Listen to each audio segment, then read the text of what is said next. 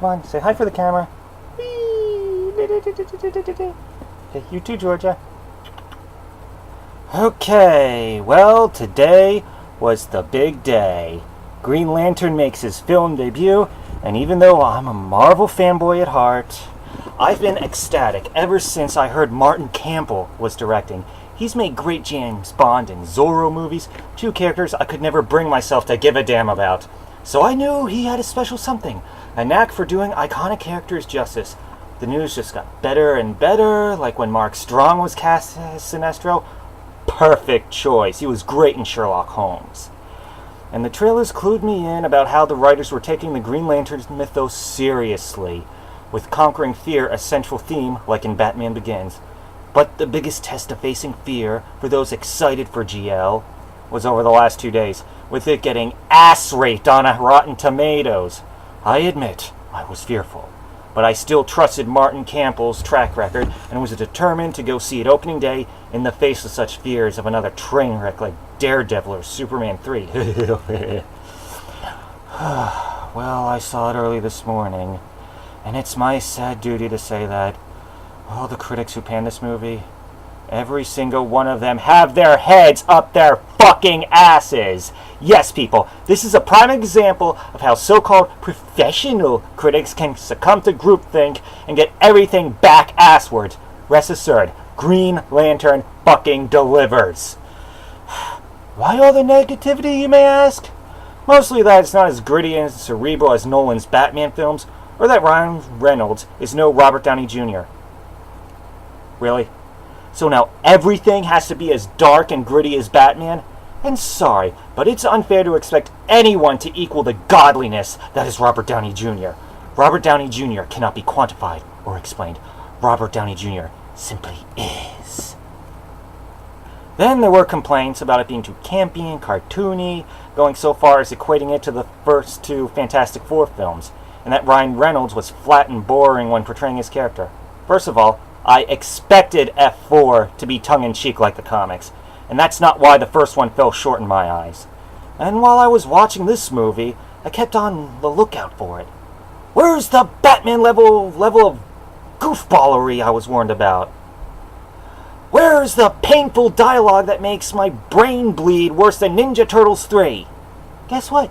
Never happened. At all. There were a few gags here and there to let you know the filmmakers weren't taking things too seriously, but overall, I felt the movie had a good blend of dark, serious tone and fanciful, imagination-stirring fun. Ryan Reynolds was way better than I expected, playing an irresponsible wise-ass who becomes a galactic savior.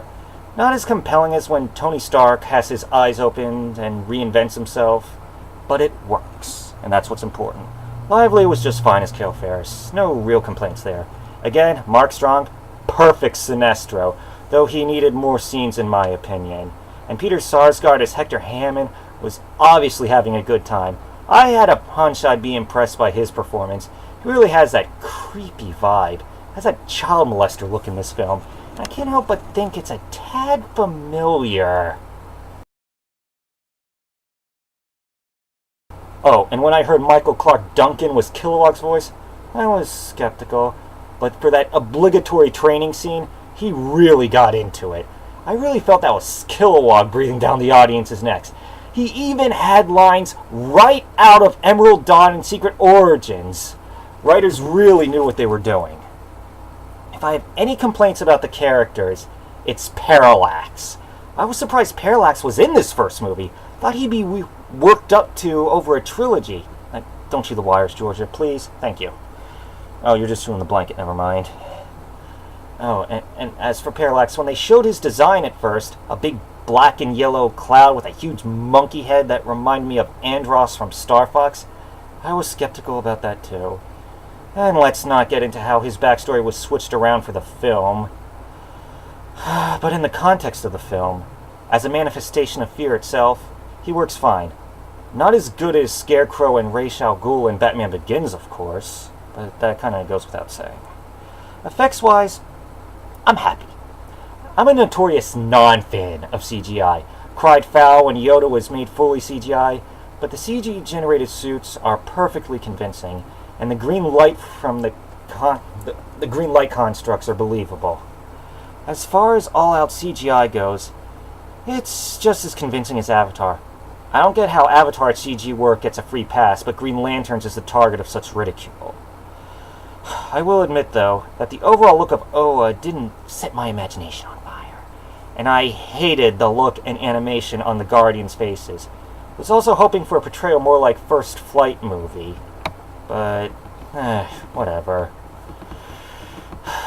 Oh, and there were other little things that told me real effort went into this, like some of Hammond's dialogue. Talking about how Abin Sur looks so human was being evidence of convergent evolution, and how in recent years many simple one-celled organisms are now put in a new group called Archaea. For someone studying medical science, little things like that impress me. Nothing like the bullshit about cosmic storms jump-starting evolution like in the first Fantastic Four. Okay, final verdict. Good effort from a cast that's more than capable, convincing CGI effects, and a good plot true to the mythos centering around a GL having to master fear. When it comes to this year's comic book movies, it crushes Thor under a giant green mallet. Seriously, don't get the love affair with Thor. As for X-Men First Class, I'd say I still like X-Men a wee bit better, because of the darker themes and the ballsier risks it takes with the X-Men comics mythos. It makes them work. Still, it's close, and I'll give Green Lantern the same score, 8.5 out of 10.